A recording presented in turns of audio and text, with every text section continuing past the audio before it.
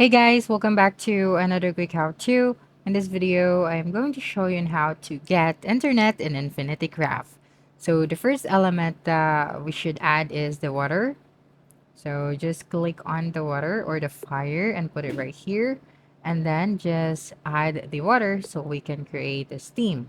So now that we have the steam element, so just have to add a fire above the steam so we can create an engine, and then add an engine once again above the other engine so we can create a rocket.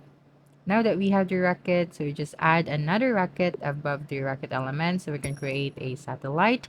And then now the next element that you should add is the engine. So we just set this one aside right here and then click on the steam and add it to the engine so we can create a train, and add a rocket so we can create a bullet train, and then put this above the satellite. And as you can see, we successfully get the internet in Infinity Craft. So that's a wrap. Don't forget to like, subscribe, and hit the notification bell for more quick how-to videos next time. Adios.